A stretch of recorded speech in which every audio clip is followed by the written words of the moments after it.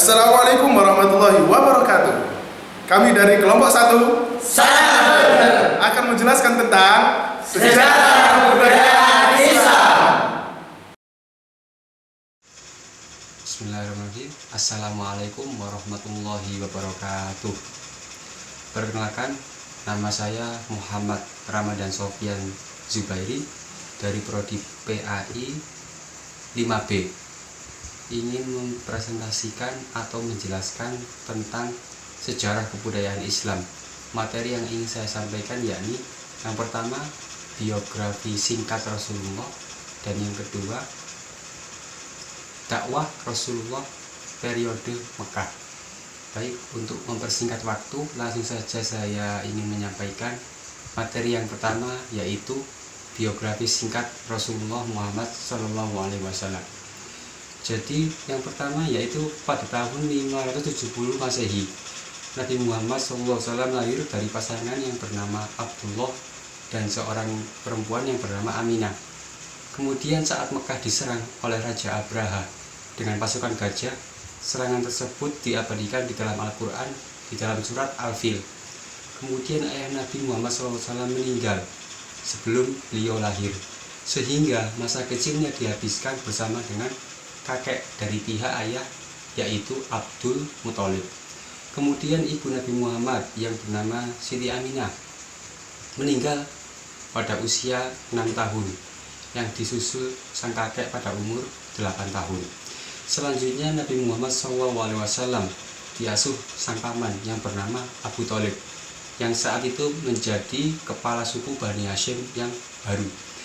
Ketika menemani sang paman ke dalam Suriah atau sebuah negara, seorang ahli agama mengenali Muhammad sebagai utusan Allah Subhanahu wa Ta'ala. Kemudian yang kedua, pada tahun 595 Masehi, sekitar tahun ini Nabi Muhammad menginjak usia 25 tahun dan bekerja pada saudara perempuan kaya raya yang bernama Siti Khadijah. Beliau kagum dengan karakter Nabi Muhammad. Khadijah yang saat itu berusia 40 tahun menawarkan pernikahan. Pernikahan tersebut dianugerahi 2 orang anak laki-laki yang meninggal saat masih kecil, serta 4 orang anak perempuan yang dikagumi oleh dunia. Selama Khadijah hidup, Nabi Muhammad SAW tidak menikah lagi meski praktek poligami tergolong biasa. Kemudian yang ketiga, pada tahun 610 Masehi, di tahun inilah Nabi Muhammad mulai menerima wahyu saat berusia 40 tahun. Wahyu tersebut adalah ayat pembuka surat Al-Alaq yang dibawa oleh malaikat Jibril. Rasulullah dikisahkan panas dingin dan sangat gelisah usai menerima wahyu hingga ditenangkan oleh istri Siti Khadijah. Kemudian sepupu Khadijah yang bernama Warokoh bin Naufal mengkonfirmasi status Muhammad sebagai seorang utusan Allah Subhanahu wa Ta'ala. Kemudian yang keempat, pada tahun 613 Masehi, selama 3 tahun wahyu terus turun, namun Nabi Muhammad membatasi diri untuk membicarakan hal tersebut. Wahyu baru mulai dibicarakan ketika turun perintah dari Allah untuk menyebarkannya pada masyarakat luas. Aktivitas Nabi awalnya tidak mendapat perlawanan dari suku Quraisy dan masyarakat Mekah. Perlawanan baru terjadi saat Al-Quran menyatakan tiada Tuhan selain Allah. Pernyataan dalam Al-Quran berlawanan dalam praktek suku Quraisy dan masyarakat Arab pada saat itu. Kemudian Nabi Muhammad SAW lahir di lingkungan suku Quraisy yang saat itu menjadi masyarakat elit di kota Mekah. Besarnya perlawanan memaksa para pengikut Nabi Muhammad mencari perlindungan hingga ke penguasa Ethiopia. Perlindungan yang ditawarkan penguasa Ethiopia serta membuat beberapa suku di Mekah melakukan boikot dan menolak berniaga dengan Quraisy. Setelah masalah boikot selesai, Nabi Muhammad mengalami Isra Mi'raj yang luar biasa dalam perjalanan dari Masjidil Haram ke Masjidil Aqsa, yaitu Palestina, kemudian ke surga. Inilah yang Nabi Muhammad SAW menerima perintah sholat 5 kali dalam sehari. Kemudian yang kelima, tahun 619 Masehi, Abu Thalib, seorang paman Nabi Muhammad, meninggal. Kemudian diganti Abu Lahab sebagai pemimpin Bani Hashim. Abu Lahab menarik semua perlindungan atas Nabi Muhammad dan menegaskan utusan Allah Subhanahu wa taala tersebut dapat diserang. Nabi Muhammad sempat mencari perlindungan ke Al-A'raf namun tidak berhasil. Perlindungan justru diberikan kelompok masyarakat yang tinggal di Madinah atau Yasrib. Di saat yang sama Siti Khadijah meninggal hingga Nabi Muhammad SAW menyebut momen ini sebagai tahun yang menyedihkan. Nabi SAW baru menikah lagi usai meninggalnya Siti Khadijah. Kemudian materi yang kedua yaitu periode dakwah Nabi di kota Mekah. Ada dua dakwah Nabi di kota Mekah. Yang pertama dakwah sembunyi-sembunyi. Pada awalnya beliau berdakwah dengan cara sembunyi-sembunyi selama 3 tahun. Setelah turunnya ayat surat Al-Mudaththir mulai menjalankan misi dakwah di jalan Allah. Saat itu kaum Nabi Muhammad tidak memiliki keyakinan dan hanya mengikuti tradisi nenek moyang. Berdakwah dengan cara sembunyi-sembunyi ini dilakukan Rasul supaya penduduk Mekah tidak tahu bahwa ajaran yang tiba-tiba dibawa oleh Muhammad itu dapat membuat mereka gelisah. Kemudian Rasul memulai dakwahnya dengan menyampaikan kepada keluarga terdekat terlebih dahulu. Kemudian orang yang dipercaya dan memeluk Islam pertama kali dikenal dengan As-Sabiqunal Awwalun. Orang yang pertama kali memeluk Islam yakni Khadijah binti Khuwailid, Zaid bin Harisah, Ali bin Abi Thalib, Abu Bakar As-Siddiq. Kemudian Abu Bakar As-Siddiq mulai membantu Rasul dengan menyuruh kepada kaumnya. Ia memilih orang-orang terdekat yakni seperti Zubair bin Awam, Abdurrahman bin Auf, Sa'ad bin Abi Waqqas, dan Thalal bin Ubaidillah. Kemudian yang kedua, dakwah secara terang-terangan. Lambat laun dakwah yang dilakukan oleh Rasul ini didengar oleh kaum Quraisy. Namun mereka tidak peduli. Mereka mengira bahwa Nabi Muhammad tidak termasuk salah satu golongannya. Namun lama-kelamaan mulai muncul perasaan khawatir dari kaum Quraisy akan dakwah yang dibawa oleh Rasul. Kemudian turunlah wahyu yang mengharuskan Nabi Muhammad untuk menyampaikan secara terang-terangan. Nah, kemudian ini dimulai dari menyuruh kepada Bani Hashim hingga dakwah di atas bukit Sofa. Melihat kenyataan ini, kaum Quraisy menolak adanya dakwah dari Rasul karena mereka khawatir akan merusak tradisi warisan nenek moyang mereka. Dari dakwah inilah yang dilakukan secara terang-terangan, Rasul beserta dengan kaum muslimin mendapatkan perlakuan yang buruk dari kaum kafir Quraisy. Bahkan kaum kafir Quraisy mengecap Rasulullah sebagai orang yang gila, mengolok-olok, bahkan melempari dengan batu dan lain sebagainya.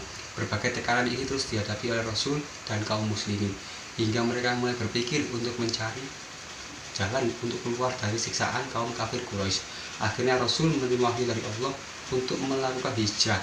Maka Rasulullah dan kaum muslimin memutuskan untuk hijrah ke kota Habasyah. Demikian penjabaran dari saya yang pertama mengenai biografi Rasulullah SAW dan yang kedua periode dakwah Nabi di kota Mekah. Atas perhatiannya saya ucapkan terima kasih. Wabillahi taufiq wal hidayah. Wassalamualaikum warahmatullahi wabarakatuh. Saya Ali Rahmat Nuruddin akan menjelaskan penjelasan dari yang sebelumnya. Yang pertama yaitu substansi dan strategi dakwah Rasulullah periode Madinah. Pada periode Madinah, Nabi Muhammad SAW menghadapi para masyarakat yang berada dengan masyarakat Mekah. Dakwah Nabi ketika di Madinah, terutama setelah sahnya Piagam Madinah, mengalami perkembangan dan kemajuan yang sangat besar. Dakwah telah dicontohkan oleh Nabi Muhammad SAW, terutama di Madinah. Adapun beberapa model dakwah yang telah diterapkan Nabi Muhammad SAW yakni model dakwah ukhuwah watoniyah dan ukhuwah basariyah. Dengan adanya periodisasi dakwah pada masa Rasulullah yang telah dicontohkan ini membuktikan bahwa kegiatan dakwah harus senantiasa bergerak, dinamis dan sesuai dengan kondisi masyarakat. Periode ini disebut juga periode pembinaan kerajaan Allah dalam masyarakat manusia.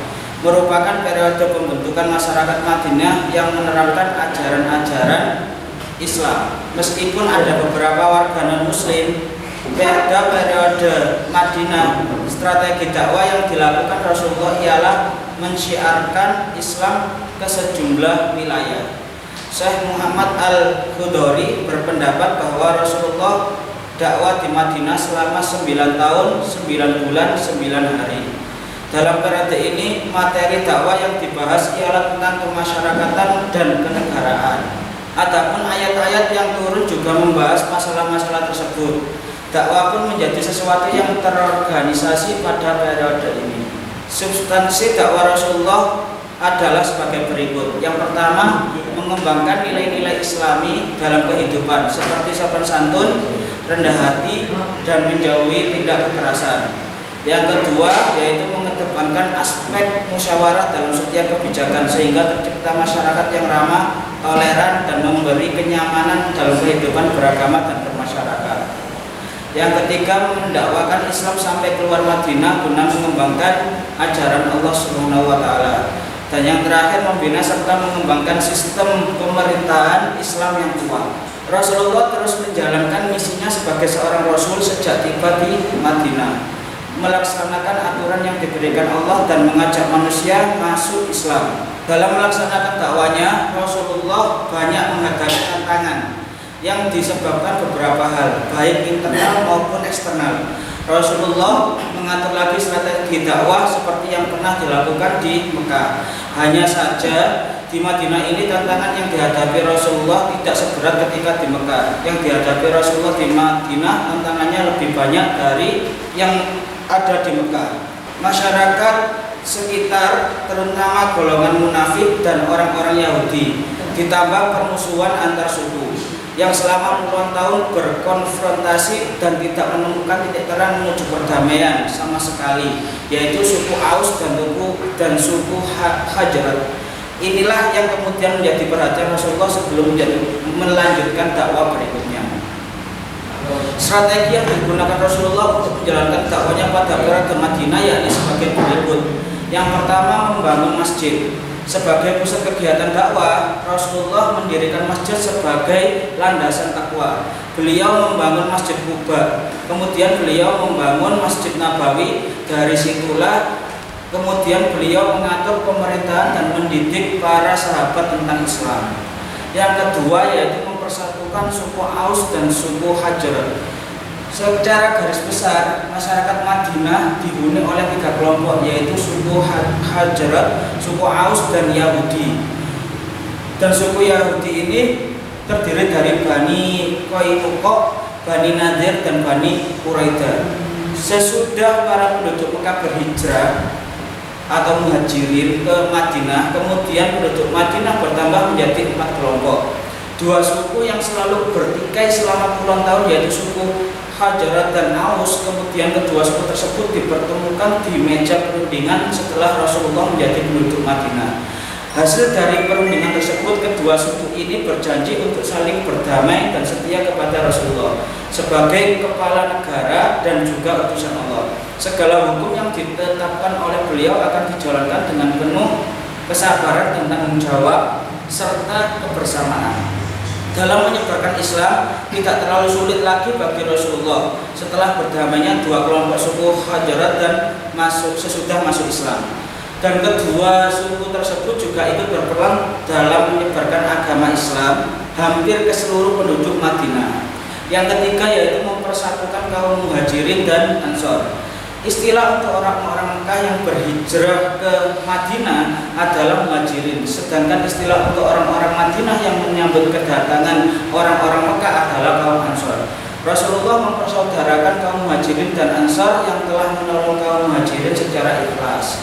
Yang keempat, yaitu menyusun kekuatan militer yang juga tidak luput dari perhatian Rasulullah ialah bidang militer di Madinah. Ancaman yang begitu besar dari berbagai pihak terhadap umat Islam, baik kaum Yahudi dan munafik di Madinah, kafir Quraisy di Mekah, serta sekutunya di banyak negara. Ini mendorong Rasulullah untuk membentuk pasukan yang siap berjihad dan syahid di jalan Allah. Para pahlawan juga petinggi kota Madinah banyak yang mewakafkan hartanya untuk dibelikan alat-alat perang. Yang kelima, yaitu mengirim surat kepada raja di berbagai negara. Dalam hal ini yang dimaksud surat kepada raja adalah surat-surat yang dikirim oleh Nabi Muhammad kepada para raja adidaya di Romawi dan Persia beserta raja-raja kecil yang berada di bawah kekuasaan kedua raja adidaya tersebut.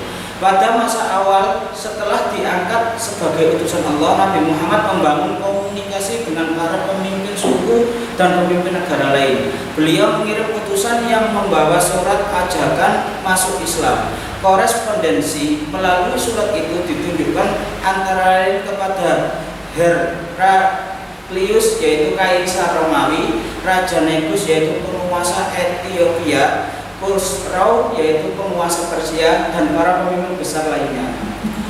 Terus yang selanjutnya yaitu substansi piagam Madinah atau yang dikenal dengan Misak al-Madinah. Setelah umat Islam dan Rasulullah tiba di Yathrib, kota tersebut komposisinya sebagai menjadi 3 golongan, yakni kaum muslim, golongan muhajirin dan ansor.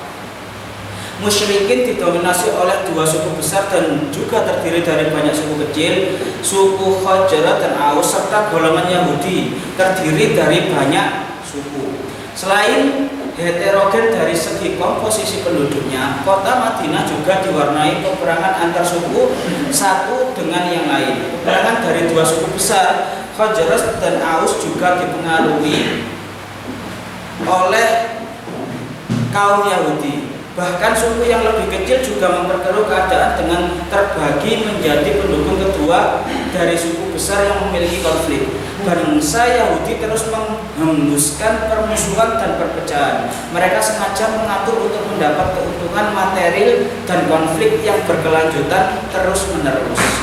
Penduduk Yathrib kemudian meminta Rasulullah untuk membuat perjanjian untuk menciptakan perdamaian dan ketentraman. Dimulai dari kesadaran masyarakat Yathrib. Berdasarkan persepsi masyarakat Yathrib, semakin muncul dari suasana mencekam konflik yang tiada habisnya.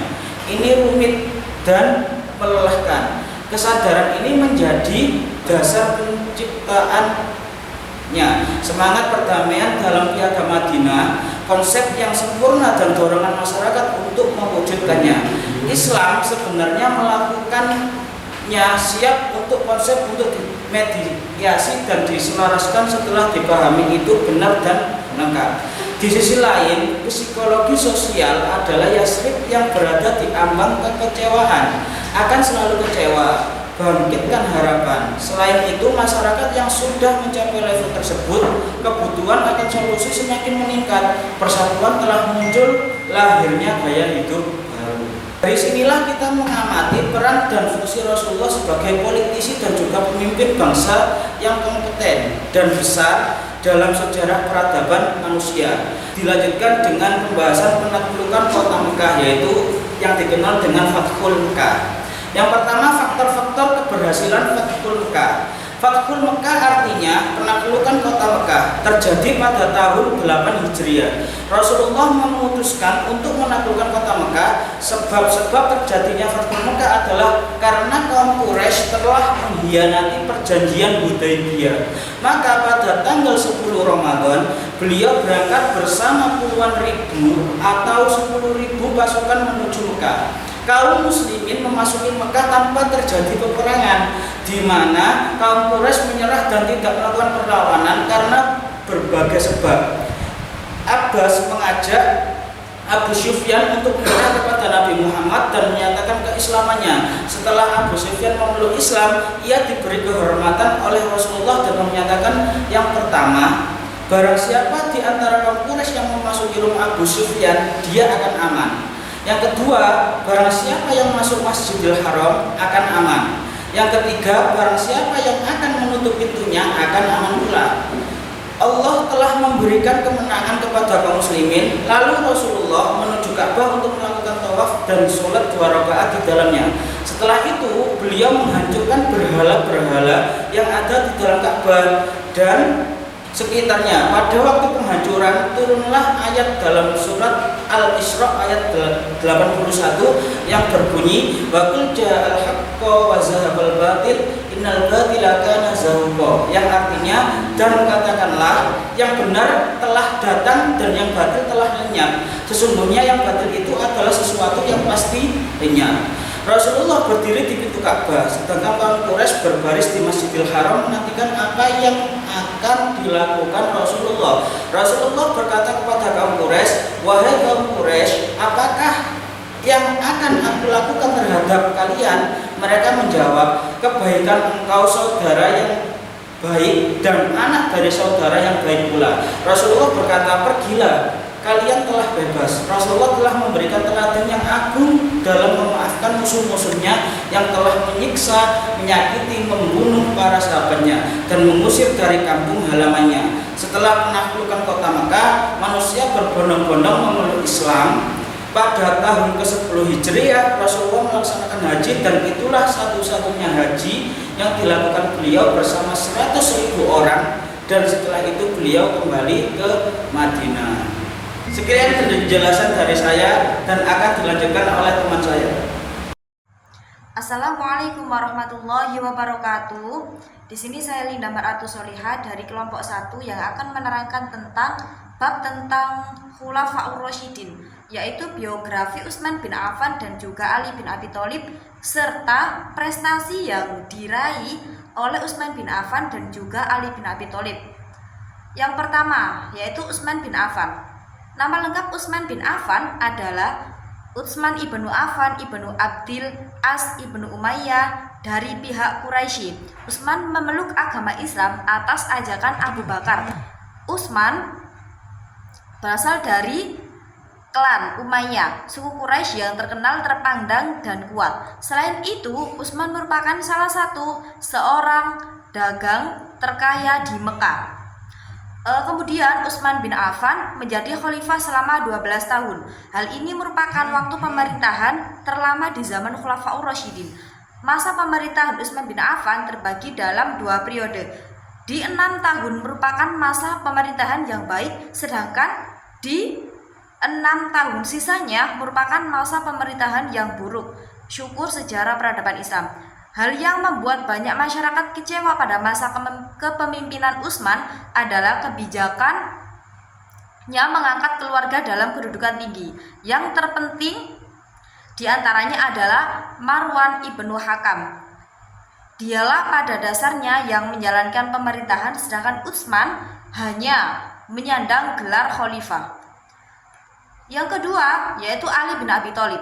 Nama lengkap Ali adalah Ali bin Abu Thalib bin Hashim bin Abdi Al-Manaf bin Qusay bin Kilab bin Muram bin Ka'ab. Ali merupakan sepupu Nabi Muhammad SAW.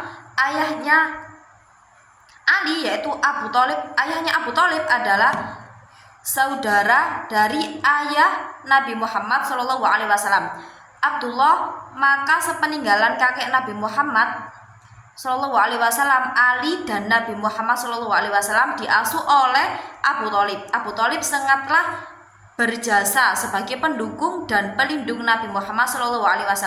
Dalam menjalankan tugasnya, Ali bin Abi Thalib menjadi khalifah selama 6 tahun. Kemudian prestasi yang diraih oleh Utsman bin Affan dan juga Ali, yaitu yang pertama, prestasi yang diraih oleh Utsman bin Affan. Prestasi yang terpenting dalam masa pemerintahan Utsman adalah menulis kembali Al-Quran yang telah ditulis pada zaman Abu Bakar yang pada waktu, sehingga hal itu membuat bersatunya kaum muslimin pada satu mushaf yang seragam ejaannya, bacaannya, susunannya, surahnya, kodifikasi mushaf Al-Quran, renovasi Masjid Nabawi, pembentukan angkatan laut, dan perluasan wilayah dakwah Islam. Yang kedua yaitu prestasi yang diraih oleh Ali bin Abi Thalib, yaitu mengganti pejabat yang kurang cakap. Mungkin itu saja yang bisa saya sampaikan. Kurang lebihnya mohon maaf. Saya akhiri. Wassalamualaikum warahmatullahi wabarakatuh. Assalamualaikum warahmatullahi wabarakatuh. Nama saya Lintan Julia Mustawin Ilma. Di sini saya akan menjelaskan tentang Khulafaur Rasyidin. Yang pertama yaitu Khulafaur Rasyidin yang bernama Abu Bakar As-Siddiq. Masa kepemimpinan Khalifah Abu Bakar As-Siddiq hanya berlangsung pada 2 tahun. Waktu dan tahun itu habis untuk menyelesaikan masalah interval dan masalah eksternal. Masalah interval muncul dari suku Arab yang menolak patuh pada pemerintahan Madinah. Masalah lainnya yaitu munculnya nabi palsu. Masalah eksternal muncul karena adanya campur tangan Imperium Parsi, campur tangan Imperium Romawi. Kesabaran dan ketabahan hati Abu Bakar diuji dengan adanya kekacauan dan pemberontakan pada awal pemerintahan Abu Bakar tersebut. Abu Bakar memutuskan untuk bertindak tegas, yakni membentuk 11 panglima perang yang dipimpin oleh panglima yang tangguh untuk melawan seluruh pemberontak.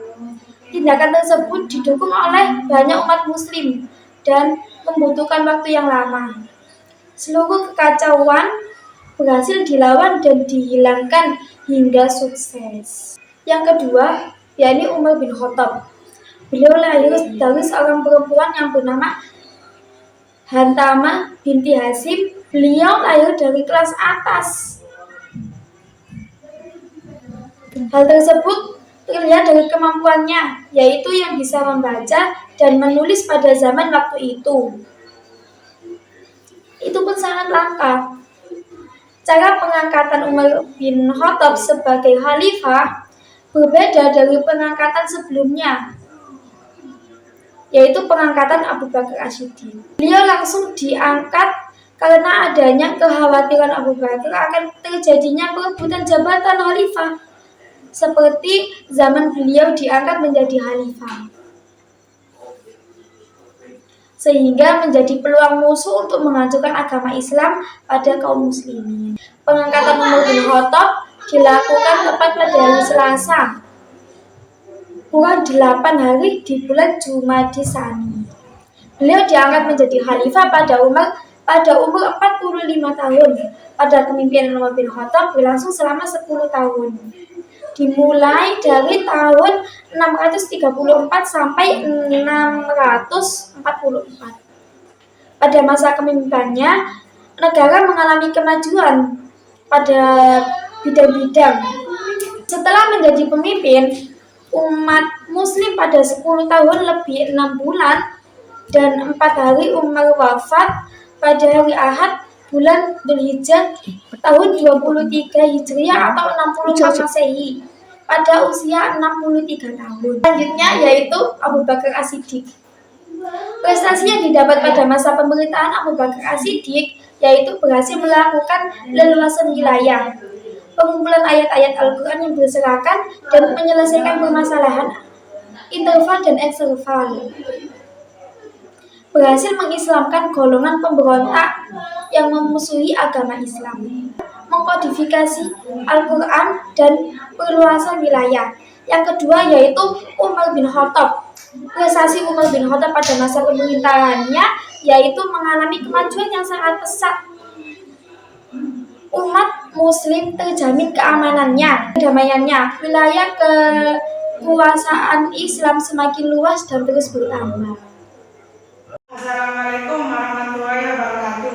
Perkenalkan, nama saya Putri Arisliana. Di sini saya akan menjelaskan tentang sejarah Bani Umayyah, kemajuan Bani Umayyah, dan kemunduran Bani Umayyah.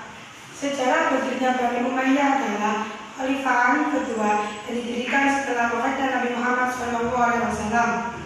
Khalifah ini resmi berdiri setelah wafatnya Ali bin Abi Thalib, khalifah terakhir dari Khulafaur Rasyidin. Pendiri dari khalifah pertama Bani Umayyah adalah Muawiyah bin Abi Sufyan atau Muawiyah I yang menjadi gubernur Syam pada masa pemerintahan Umar bin Khattab dan Utsman bin Affan. Pemerintahan ini berlangsung selama lebih dari 3 abad dan dibagi menjadi 2 periode. Kemajuan Bani Umayyah terbagi menjadi 2, yakni kemajuan dalam sistem pemerintahan dan kemajuan dalam agama dan ilmu pengetahuan. Kemajuan dalam sistem pemerintahan antara lain: 1. Pendirian Departemen Pencatatan atau Diwanul Hukam. Yang kedua, pendirian pelayanan pos atau Diwanul Barid. Yang ketiga, penggunaan bahasa Arab sebagai alat komunikasi resmi dalam pemerintahan. Yang keempat, pencetakan mata uang. Dan yang terakhir, pembangunan fasilitas umum, misal gedung, masjid, sumur, dan jalan raya. 2.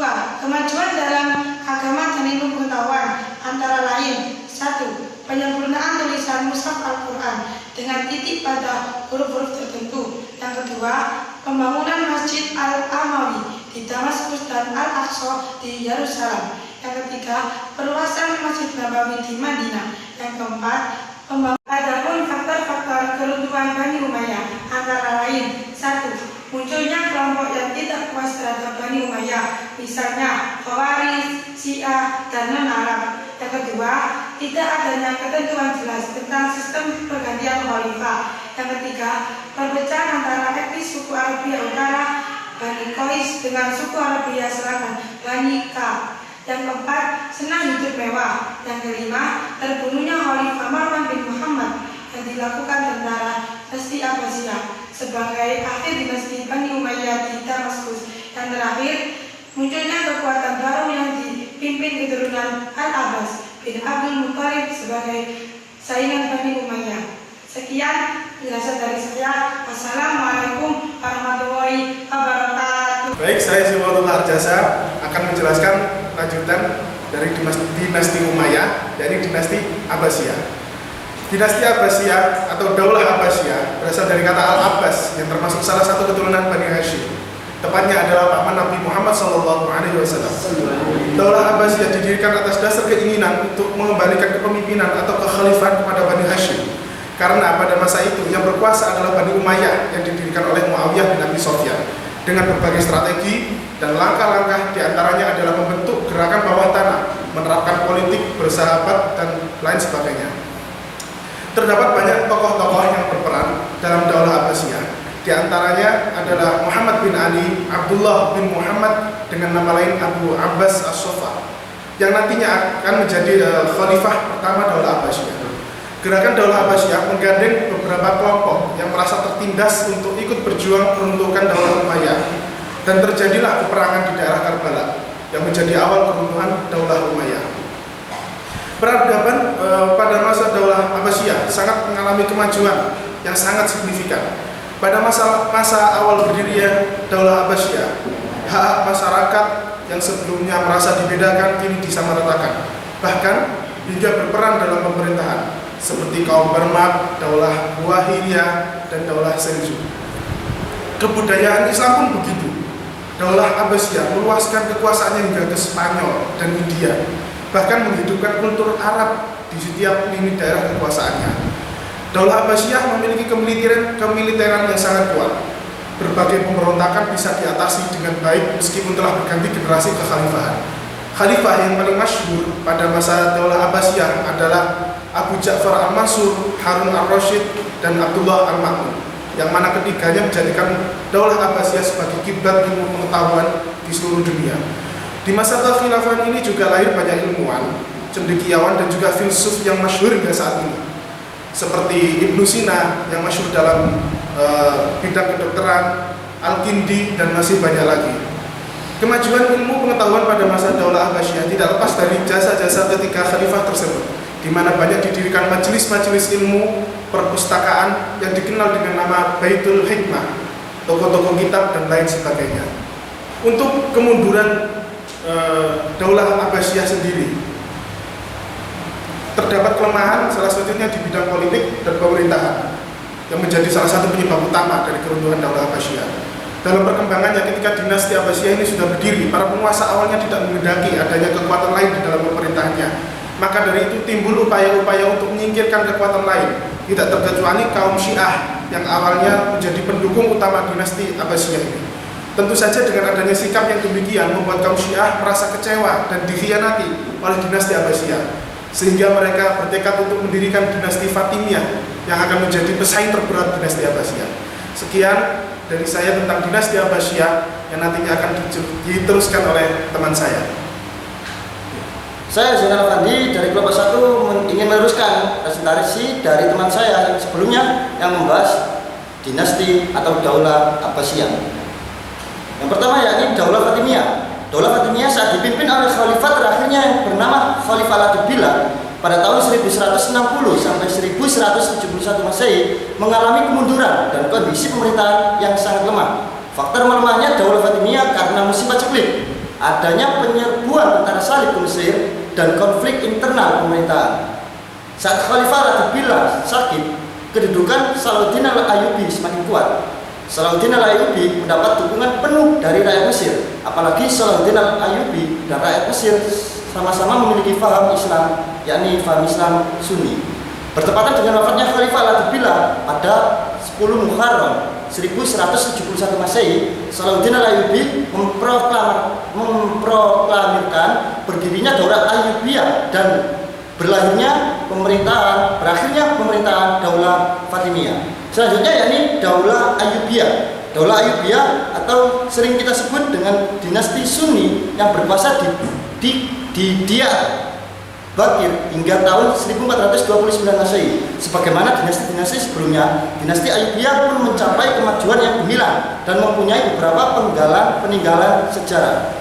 Berikut merupakan kemajuan yang diraih oleh dinasti Ayyubiyah, antara lain yaitu membangun madrasah atau tempat pendidikan lainnya, membangun perdagangan dengan kota-kota di Laut Tengah, Lautan Hindia, menyempurnakan sistem perpajakan, membuat bangunan monumental berupa tembok kota di Kairo, dan Yucatan, yaitu benteng Kol Al-Jabal, dan sudah menggunakan sistem irigasi dalam bidang pertaniannya. Beberapa ilmuwan muslim yang memberikan sumbangsi besar pada masa dinasti Ayyubiyah yaitu Asyurwardi Al-Maktul atau ilmuwan teosofis, Ibnu Al-Adim atau sejarawan masyhur, Al-Bushiri, sastrawan penulis qasidah burda, Abdul Latif Al-Baghdadi atau ahli mantiq, Abu Abdullah Al-Qudai atau ahli mufiqih. Mereka memberikan banyak pengaruh dalam kemajuan dinasti Abbasiyah.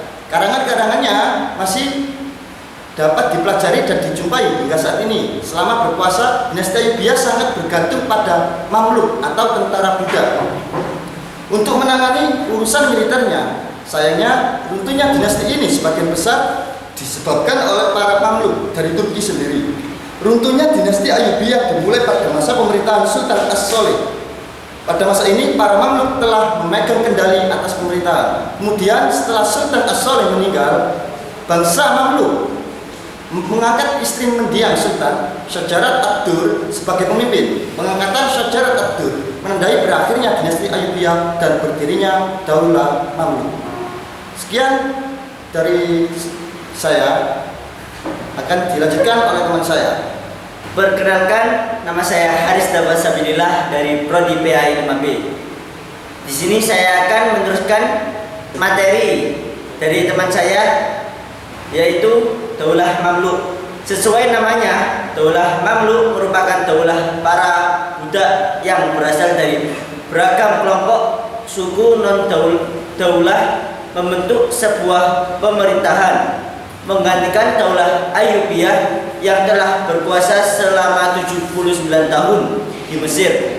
Daulah Mamluk merupakan sebuah daulah yang pernah muncul di Mesir.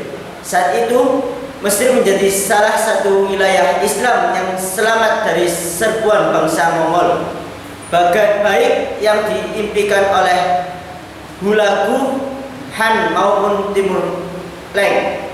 Ada 3 pendapat terkait dengan latar belakang mereka di Mesir, yaitu 1. Mereka sudah muncul sejak masa pemerintahan Daulah Abbasiyah sekitar abad ke-9 Masehi. Mereka direkrut dari kawasan Kaukasus dan Laut Hitam untuk dijadikan sebagai pasukan. Semula mereka bukanlah orang Islam, tetapi kemudian menjadi Muslim yang fanatik, bahkan menjadi pasukan dinasti Islam yang sangat kuat. Pada abad 12 Masehi, mereka dikirim ke Mesir untuk memperkuat basis kekuatan Daulah Abbasiyah yang saat itu ditopang oleh dinasti Ayyubiyah.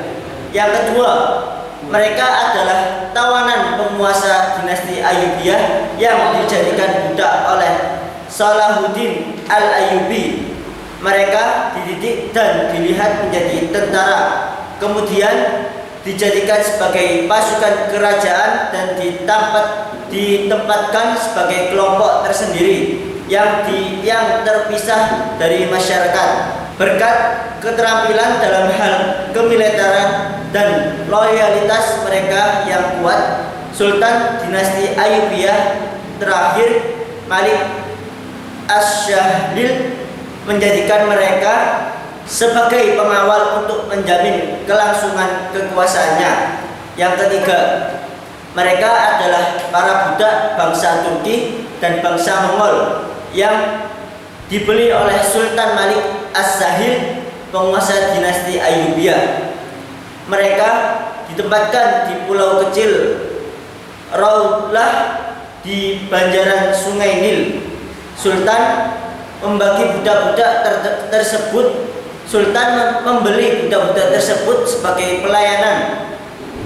Ternyata dalam perkembangannya mereka memiliki kemahiran dalam bidang kemiliteran dan loyalitasnya yang tinggi, sehingga di antara mereka diberi kedudukan sebagai komandan pasukan dinasti Ayyubi dan menghantarkan mereka merengkuh kekuasaan di Mesir. Daulah Mamluk berkuasa di Mesir pada tahun 1250 sampai 1517 Masehi. Meskipun Daulah Mamluk terdiri atas berbagai ras yang berbeda-beda, mereka mampu mengapresiasi dengan baik pembangunan arsitektur dan kesenian, sehingga dalam kedua bidang itu Mesir boleh dibandingkan dengan daulah-daulah yang lain. Bahkan Kairo hingga saat ini masih menjadi tempat yang indah bagi dunia peradaban Islam. Daulah Mamluk berfaham Islam Sunni. Serupa dengan pendahuluannya Daulah Ayyubiyah, pondasi kekuasaan Daulah Mamluk diletakkan oleh penguasa pertamanya, Sultan Shahajarah Ad-Dur. Ia menerbitkan keping mata uang yang menyandang namanya dan pernah memerintahkan agar namanya disebut sebagai dalam khutbah Jumat. Selama 80 hari Sultan Shahajarah Ad-Dur berkuasa di Mesir. Daulah Mamluk terbagi menjadi dua, Mamluk Bahri dan Mamluk Burji.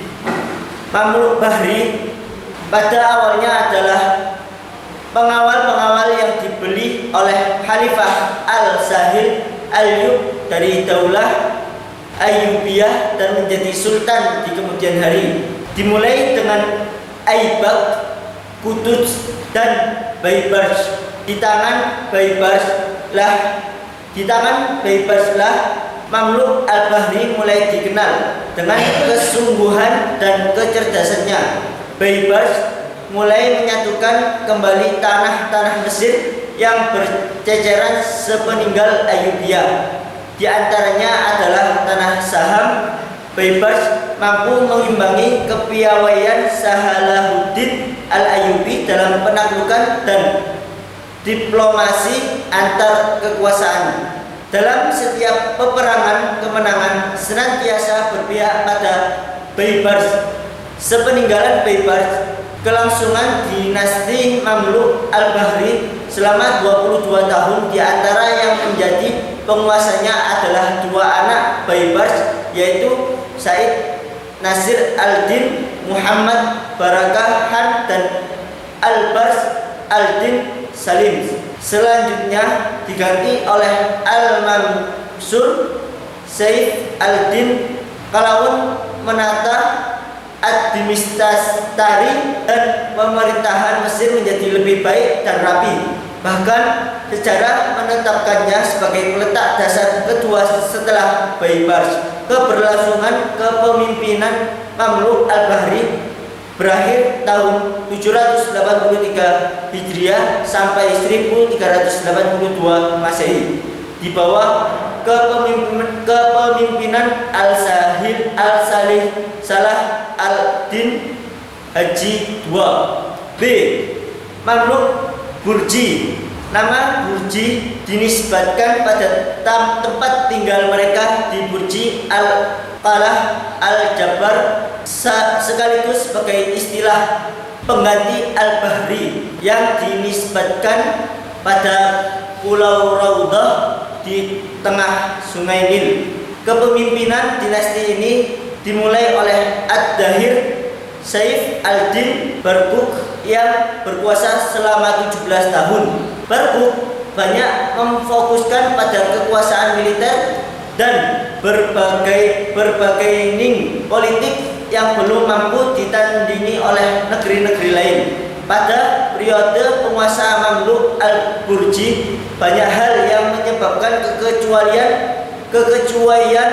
di dalam negeri. Kekecuaian ini ditimbulkan oleh keinginan para amir untuk dapat menduduki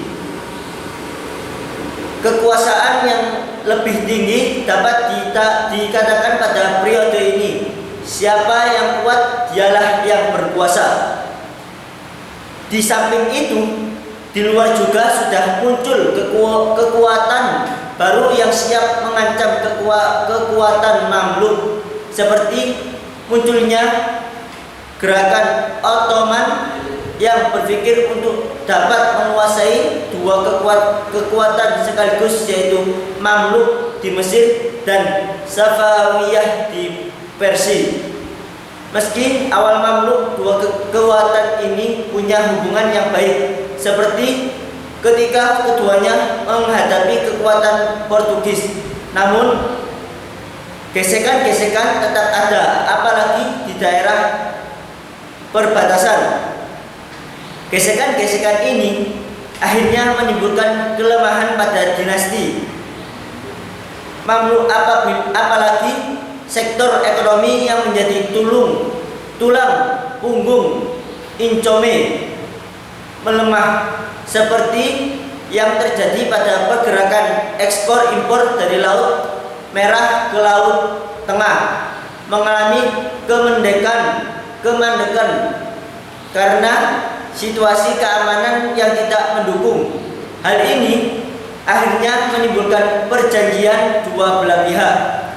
Mamluk lewat Sultan Al-Azhar Saif al-Din Qaid baik, sedangkan Otonom diwakili oleh Sultan Bayazid II. Namun perjanjian ini tidak berlangsung lama, karena setelah itu perselisihan semakin menajam, sehingga akhirnya Sultan Ghori berangkat ke Aleppo dan tewas dalam pertempuran sengit tersebut. Tentara otonom akhirnya dengan leluasa masuk Kairo dan mendukung kekuasaan setelah mengalahkan benteng terakhir Mamluk di Abbasiyah di bawah pimpinan Tuman Bai. Maka dimulailah kekuasaan dinasti otonom di Mesir. Di samping itu, berkurangnya kepercayaan rakyat pada dinasti Mamluk yang menjalankan pemerintahan secara diktator dan sekehendak hati para penguasanya sendiri. Yang selanjutnya, runtunannya Daulah Mamluk.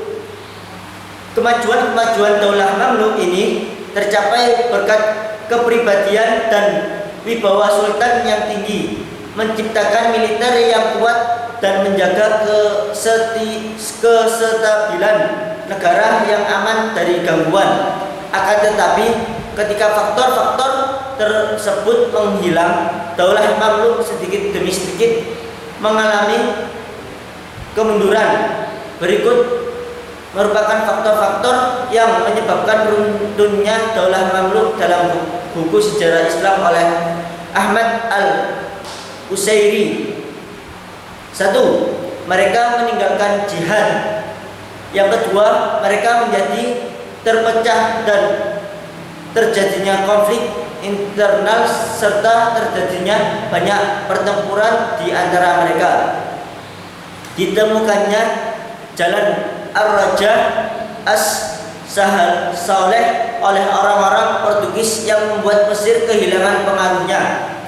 3. Kegagalan mereka membendung serangan orang-orang Portugis yang saat itu telah sampai ke Laut Tengah dan Laut Merah. 4. Munculnya kekuatan Utsmani yang kemudian mengakhiri pemerintahan mereka.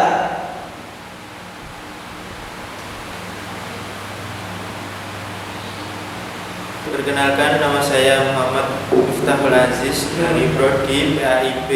Saya akan melanjutkan tentang Daulah Utsmaniyah. Daulah Utsmaniyah berasal dari salah satu suku di Turki Barat, yaitu suku Kai. Pada waktu Genghis Khan melakukan agresi di wilayah Turkistan dan yang dialami suku Kai merasa terancam sebagai pemimpin suku Kai. Akhirnya Sulaiman Syekh meminta perlindungan dari penguasaan Transyoksania bernama Jalaluddin Mahrubuti bin Khawarizmi. Namun pada akhirnya Transyoksania berhasil dikuasai oleh tentara Mogol. Sulaiman Syekh memimpin anggotanya untuk pergi ke Kurdistan dan ke Azerbaijan. Namun dalam usahanya memasuki wilayah Syam terhalang oleh bentengan sungai yang luas. Pada saat menyeberangi sungai Efrat dalam banjir hingga terbawa arus dan akhirnya meninggal dunia. Sulaiman Syekh meninggalkan 4 orang putranya, yakni Sankutarkin, Tugdai, Edbaul, dan Dandan. Pasca meninggalnya 4 orang putra tersebut, Syekh Sulaiman dan kelompok besarnya terbagi menjadi 2. Satu kelompok menginginkan kembali ke daerah asal dan satu kelompok lainnya melanjutkan ekspedisi ke wilayah Asia kecil bersama Edurut dan Dandan lainnya. Lahirnya pemimpin hebat menjadikan Daulah Utsmani sebagai penguasa dunia yang kembali mengangkat kejayaan Islam dan peradabannya. Strategi dan kebijakan pemerintah Daulah Utsmani kebangkitan. Daulah Utsmani tidak lepas dari melemahnya kekuasaan Daulah Abbasiyah pada ujung yang paling kritis. Lahirnya pemimpin-pemimpin hebat menjadi Daulah Utsmani sebagai penguasa dunia yang kembali mengangkat kejayaan Islam dan peradabannya. Yang pertama, Utsman. Disebut dengan Utsman, dia adalah pendiri Daulah Utsmani yang mencentangkan kerajaan yang dibangun atas sendi-sendi persatuan suku Turki. Utsman adalah seorang yang sangat pemberani, mukhlis, adil, dan bijaksana. Dengan sifat teruji yang dimiliki tentunya menjadi kebanggaan bagi masyarakat dan pengikutnya. Yang kedua, Orhan. Menggantikan kedulunya ayahandanya, Orhan memindahkan kerajaan dari Quraisyyar ke Bursa. Pada masa kekuasaan Orhan bergabunglah wilayah Turkistan, kemudian perluasan wilayah dilanjutkan ke Nicaca, Nikomedia, Solari. Ia juga bisa mengontrol wilayah Edemi. Orhan berhasil mendirikan jalan Syad Azam Perdana Menteri. Perjabatan tersebut diberikan pada adiknya, yaitu Alauddin. Tentara di era Orhan dibentuk dengan sistem yang sangat rapi dan teratur. Ia juga membentuk tentara khusus dengan namanya Iskaria atau Jeneseria. Yang ketiga, Murad. Setelah Sultan Orhan wafat, kedudukan digantikan oleh Murad yang merupakan putra kedua dari Orhan. Menggantikan kedudukan ayahnya sebagai penguasa karena putranya pertama, Orhan, yaitu Sulaiman, yang meninggal terlebih dahulu. Sultan Murad adalah sosok yang sangat pemberani, gemar berjihad, dermawan, dan tekun menjalankan agama. Dia mencintai peraturan dan selalu memegang teguh peraturan itu, berbuat adil kepada rakyat dan tentaranya. Murad selalu dikelilingi oleh sejumlah komandan terbaik dan orang yang berpengalaman dalam bidang militer yang selalu diajak untuk bermusyawarah. Yang keempat, Bayazid. Setelah Sultan Murad wafat, kepemimpinan Daulah Utsmani dilanjutkan oleh putranya, yaitu Sultan Bayazid. Dia adalah yang sangat pemberani, cerdas murah hati, dan memiliki semangat yang kuat untuk melakukan perluasan wilayah Islam. Oleh karena itu, dia sangat memperhatikan masalah-masalah kemiliteran, mengarahkan perluasan wilayah ke negara-negara Kristen Antonia. Hanya dalam jangka waktu setahun, negeri-negeri itu berada di dalam kekuasaan Daulah Umayyah. Bayazid bergerak begitu cepat di antara dua Balkan atau Antonia. Oleh karena itu dia diberi gelar Yaldrum atau Kilat Bayazid. Sangat besar pengaruh sehingga mencemaskan Paus. Kemudian pas Bonifacius mengadakan penyerangan terhadap pasukan Bayazid, dan peperangan inilah yang menjadi penyebab terjadinya perang salib.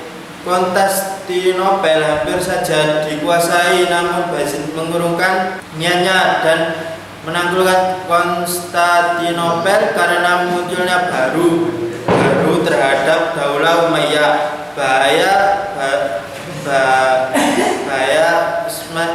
Bahaya baru ini adalah adanya serangan tentara Mogol di bawah pimpinan Timurlok. Kemajuan peradaban Islam pada masa Utsmani. Kebangkitan Daulah Utsmani dipaksakan oleh Muhammad. Kemenangan Timur Leng atas Daulah Utsmani meninggalkan luka yang sangat mendalam, ditambah perselisihan antara saudara di dalam keluarga Utsmani. Berkat kecerdikan yang dikaruniakan oleh Allah kepadanya, Muhammad berhasil meredam perselisihan pura-pura Bayezid. Bisa dikatakan bahwa Muhammad adalah pendiri Daulah Utsmani periode kedua oleh membawa bangsanya berjuang kembali meraih kejayaannya. Dengan tekad yang kuat, Muhammad akhirnya bangkit dan berjaya meraih kejayaannya diperoleh pendiri Daulah Utsmani pada masa sebelumnya. Daulah Utsmani sebagai daulah Islamiyah diakui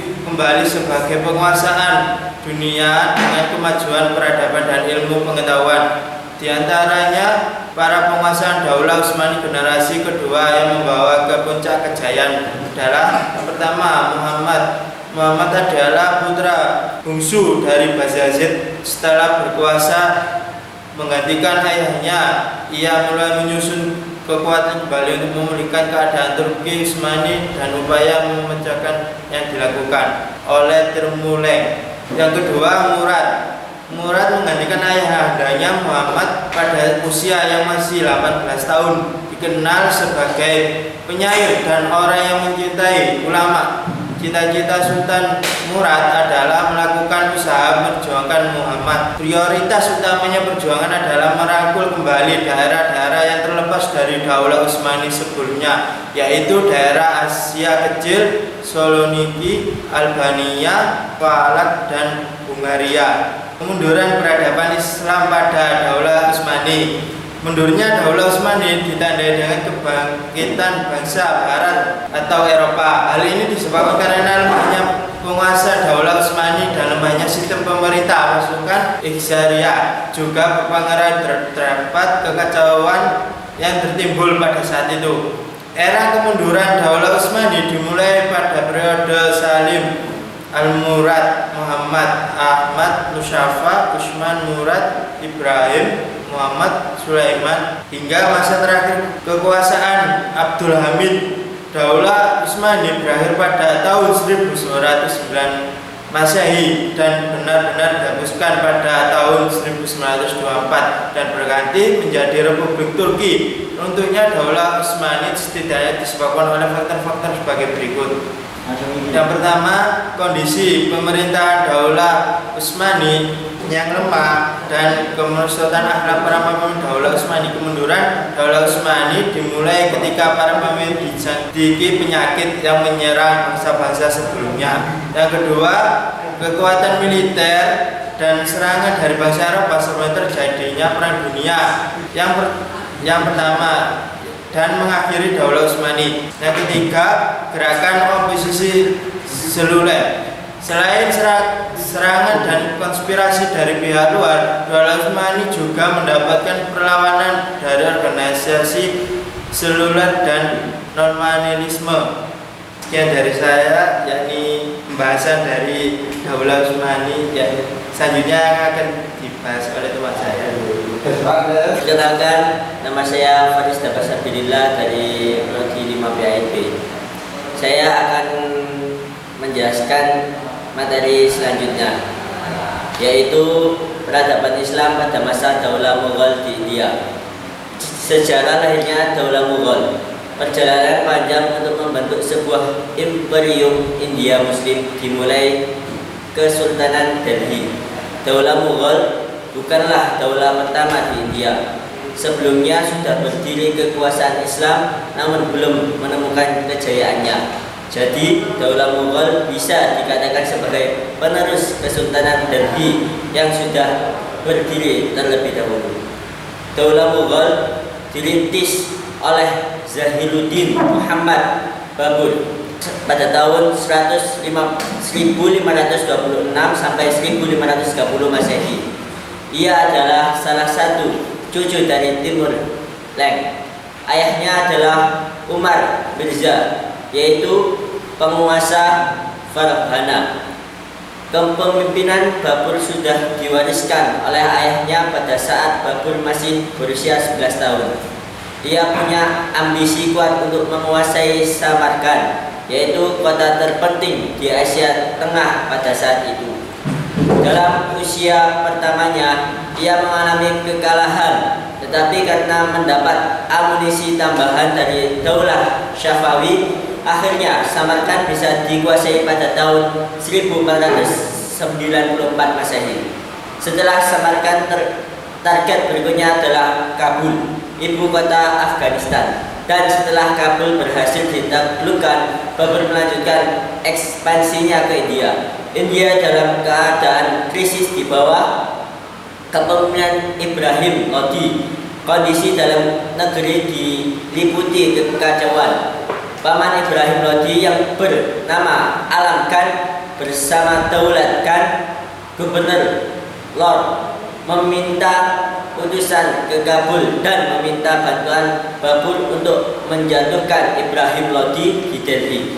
Kesempatan tersebut tidak disia-siakan oleh Babur. Pada tahun 1525 Masehi, Punjab langsung dikuasai oleh Babur. Yang selanjutnya yaitu strategi dan kebijakan pemerintahan Daulah Mughal. Sebagai daulah yang besar, Daulah Mughal mampu membawa Islam di tengah daratan India yang didominasi oleh masyarakat Hindu. Mughal berjaya menguasai wilayah mayoritas penduduk Hindu, walaupun umat Islam adalah penduduk minoritas dalam kurang lebih 3,5 abad. Daulah Mughal dipimpin oleh beberapa sultan, di antaranya adalah Zahiruddin Muhammad Babur, 2. Humayun, 3. Jalaluddin Muhammad Akbar, 4. Nuruddin Muhammad Salim atau Jahangir, 5. Shah Jihan, yang ke-6 Aurangzeb, yang seterusnya yaitu yang ke-7 Bahadur Shah, yang ke-8 yaitu Jahandar, yang ke-9 Bahadur Shah. Yang selanjutnya yaitu kemajuan peradaban Islam pada Daulah Mughal. Bidang politik ada beberapa, yaitu 1. Bidang politik dan administrasi pemerintahan. Perluasan wilayah pada masa Daulah Mughal berhasil menguasai Chundar, Gon, Chitor, Pratap, dan lain-lain. Aurangzeb menjalankan roda pemerintahan secara militeristik. Hampir semua pejabat pemerintahan terdiri dari kaum militer. Pemerintahan daerah dipegang oleh seorang Sipah Salar, kepala komandan, sedang subdistrik dipegang oleh Faujat, komandan. Jabatan-jabatan sipil juga diberi jenjang kepangkatan yang bercorak kemiliteran. Pejabat-pejabat pada masa itu diharuskan mengikuti latihan kemiliteran. Yang kedua yaitu bidang ekonomi. Terbentuknya sistem pemberian pinjaman bagi usaha pertanian. adanya sistem pemerintahan lokal yang digunakan untuk mengumpulkan hasil pertanian dan melindungi petani. Yang ketiga, bidang agama. Pada masa Akbar, perkembangan agama Islam di kerajaan Mughal mencapai suatu fase yang menarik, di mana pada masa itu Akbar memproklamasikan sebuah cara baru dalam beragama, yaitu konsep din hahi.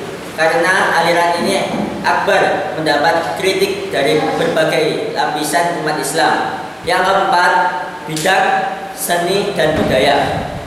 Munculnya beberapa karya sastra tinggi seperti Padmavad yang mengandung pesan kebajikan manusia.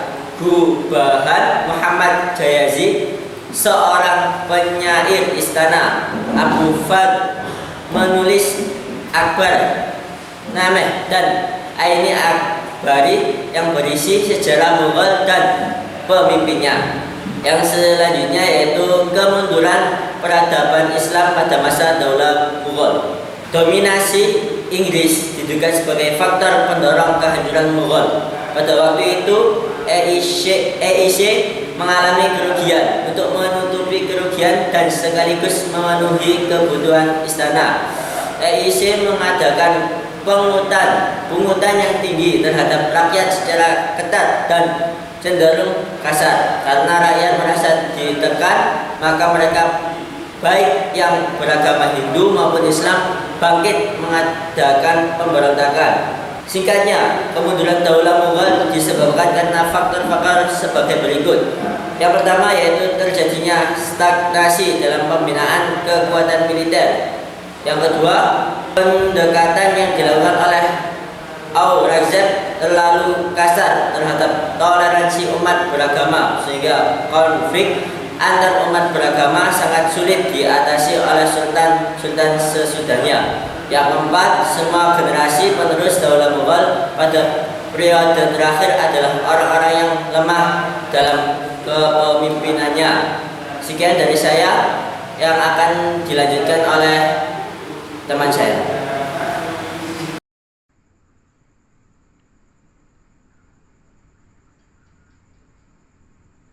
Assalamualaikum warahmatullahi wabarakatuh. Perkenalkan, nama saya Muhammad Nurul Fahri dari Prodi PAI 5B.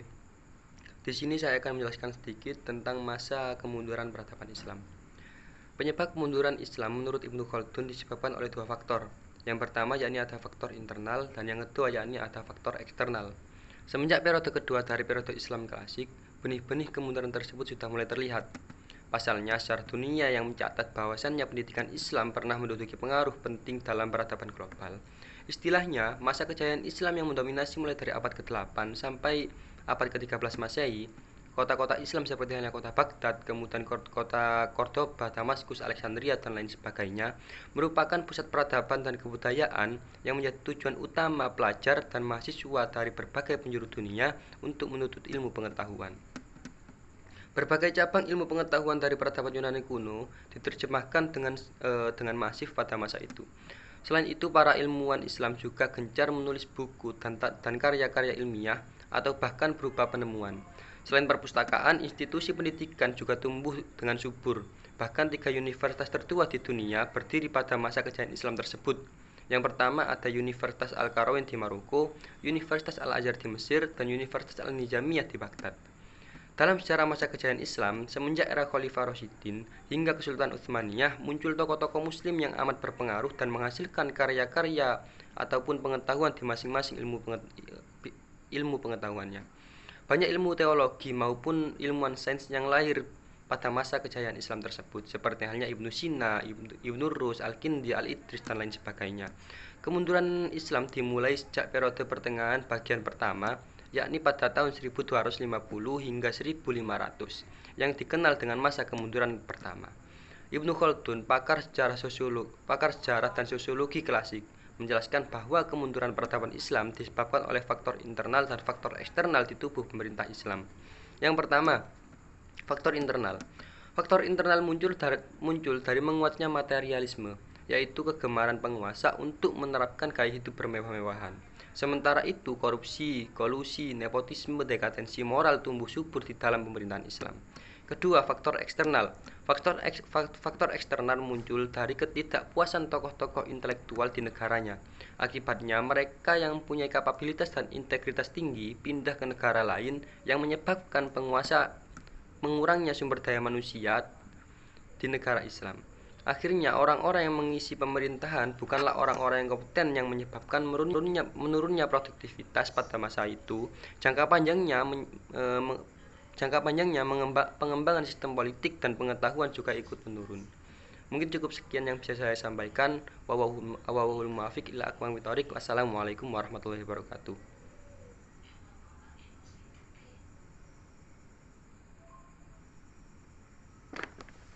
Perkenalkan, nama saya Muhammad Riza. Di sini saya akan melanjutkan materi yang sebelumnya.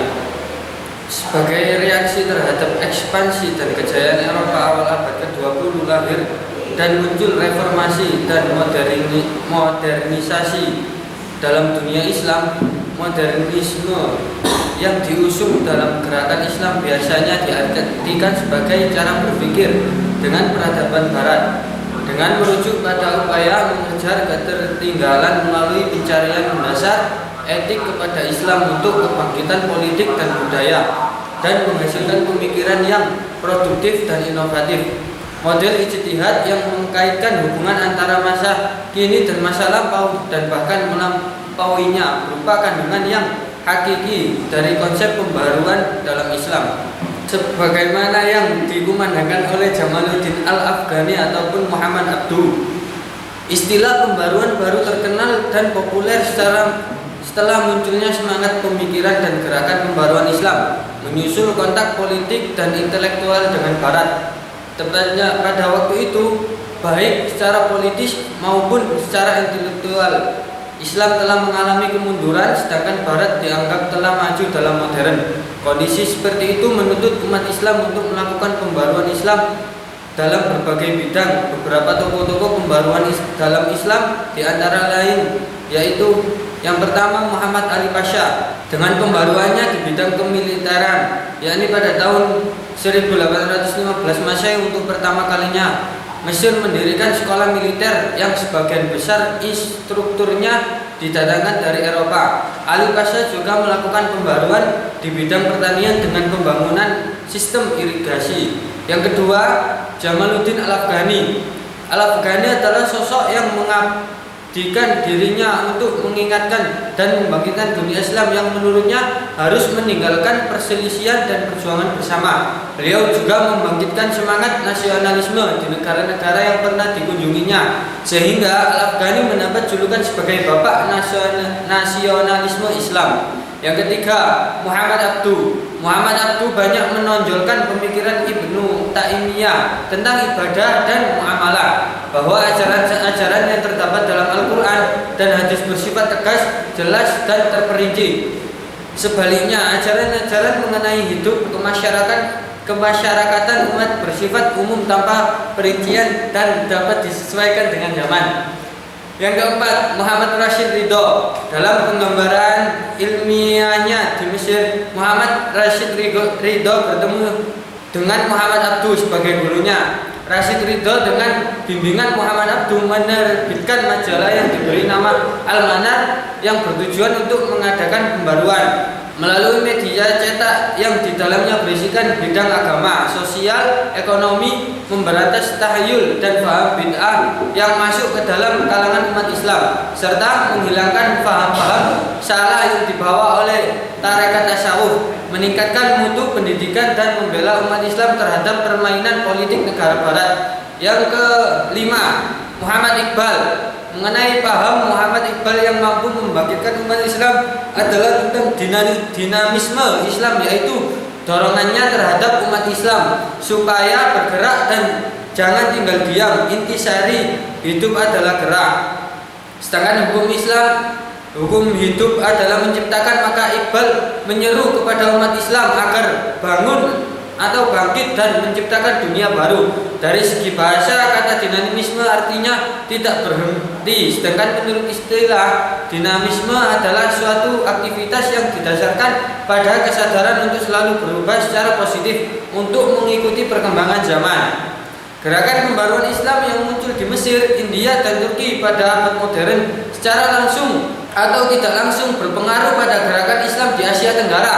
Pada tokoh Islam di Asia Tenggara termasuk Indonesia menyerap secara selektif ide-ide pembaruan dari tokoh-tokoh Islam luar negeri yang telah disebutkan sebelumnya. Pada akhir abad ke-19 ada banyak kaum muslim muda Indonesia yang belajar ke Mekah dan Mesir. Di sana mereka bersentuhan dengan ide-ide pembaruan. Misi pembaruan melalui media majalah kemudian ditiru oleh para ulama pembaru di beberapa tempat di Asia Tenggara seperti Indonesia, tepatnya di Minangkabau terbit dengan nama majalah Al-Munir, terbit pada tahun 1911, dan di Yogyakarta dengan nama Suara Muhammadiyah.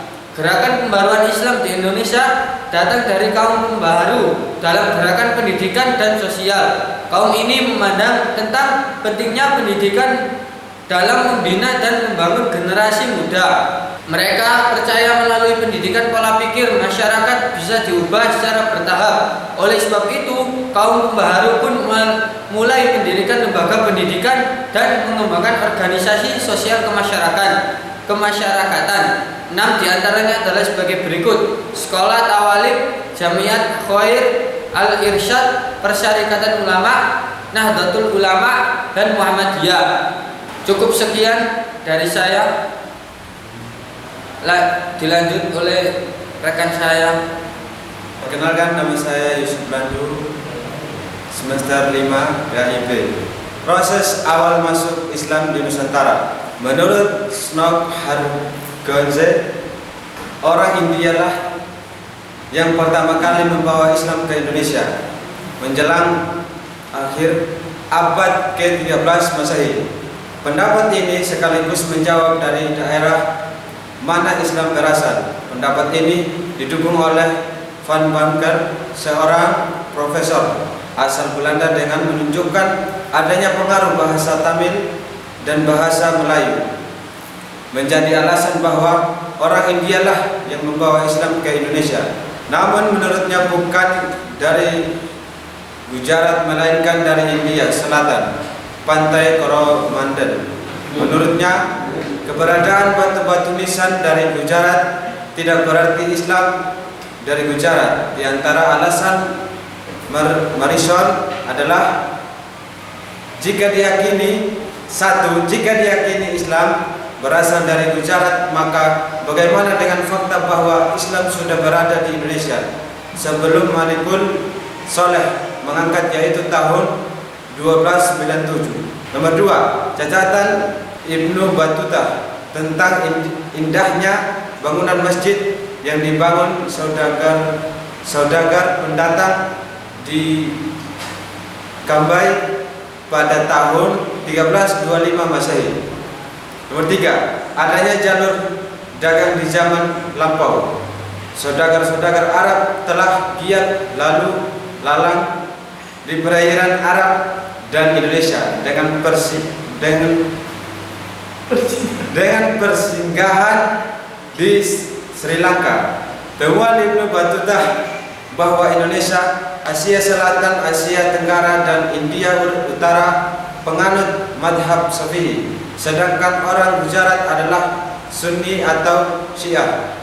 Sedangkan Hussein Nair, sarjana India, yang berpendapat bahwa orang-orang India lah pembawa Islam pertama kali di Indonesia, didasarkan pada pandangannya bahwa adanya pengaruh India yang sudah meluas dan tertanam di Indonesia. Sejarah dan peranan kerajaan-kerajaan Islam di Nusantara. 1. Pertumbuhan dan perkembangan kerajaan-kerajaan Islam di Nusantara.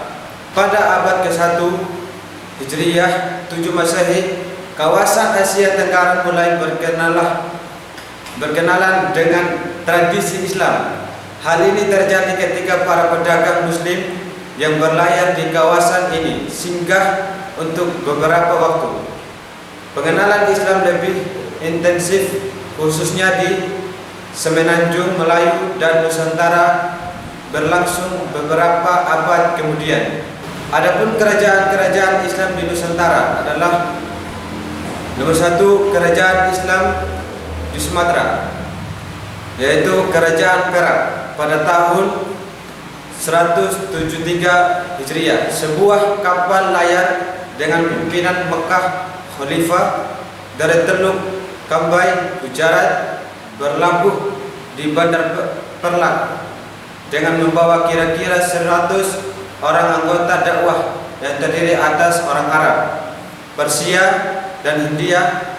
Pada tahun 362 Hijriah atau 956 Masehi, setelah meninggalnya Sultan ke-7, Sultan Magdum Alaiddin Abdul Malik Shah Jahan berdaulat, terjadi lagi pergolakan selama kurang lebih 4 tahun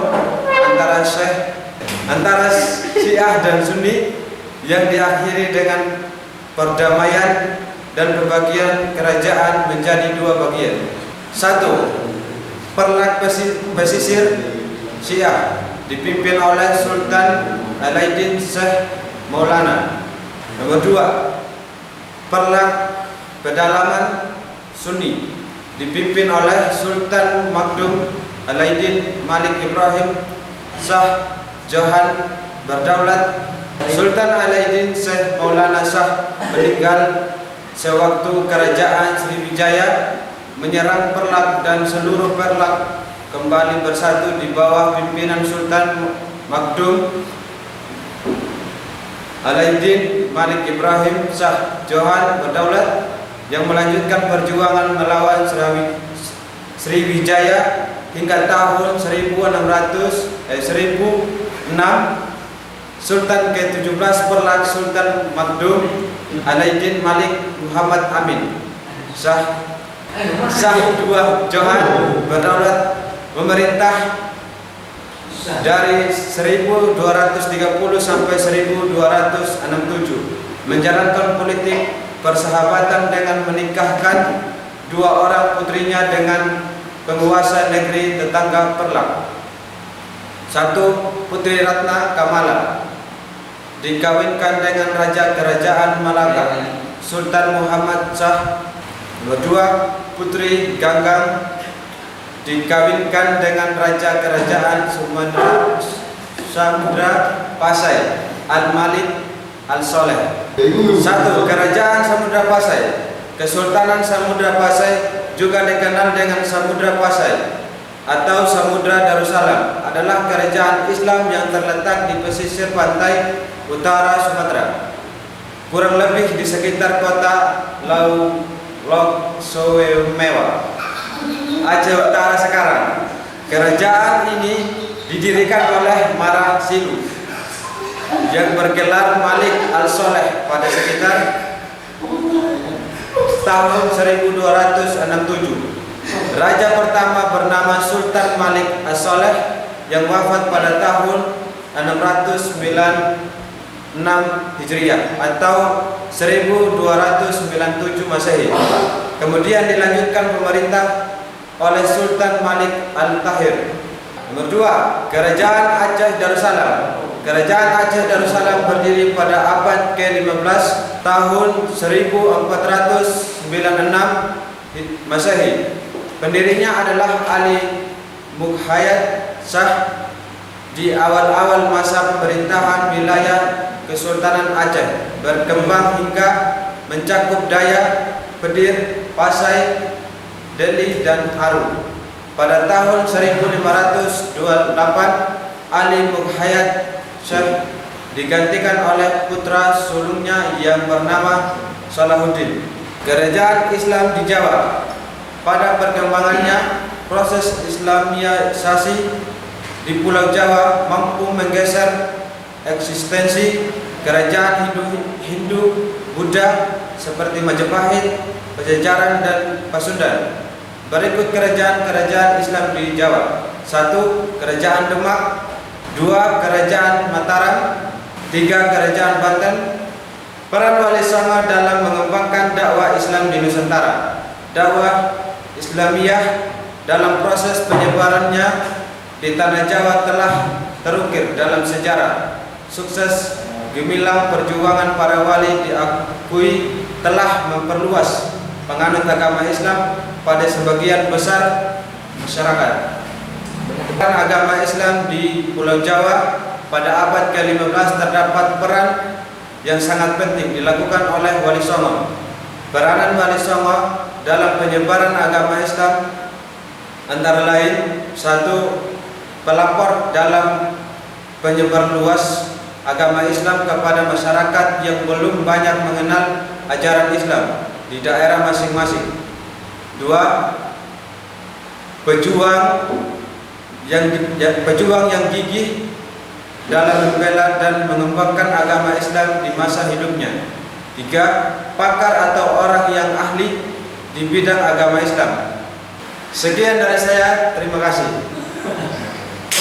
Sekian dari kami. Jika ada kesalahan, mohon dimaafkan. Wassalamualaikum warahmatullahi wabarakatuh. Suwarga durung weruh, neraka durung wano. Mung donya sing kuwarung, uripku aja duwe unsur ripak bumi ripak nyawa ana bejo ana cilaka ana urip ana mati berjel mijil woheng rati. Samudra sebagai tintanya, daunan sejagat raya.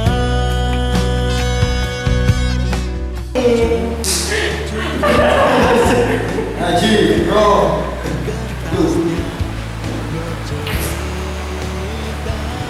Assalamualaikum warahmatullahi wabarakatuh. Bang Locok kan setengah bang, betul? Nah,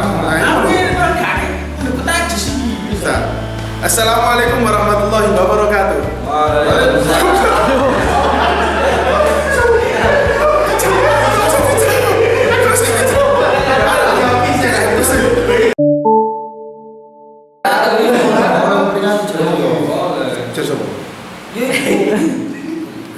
Ayo pergi.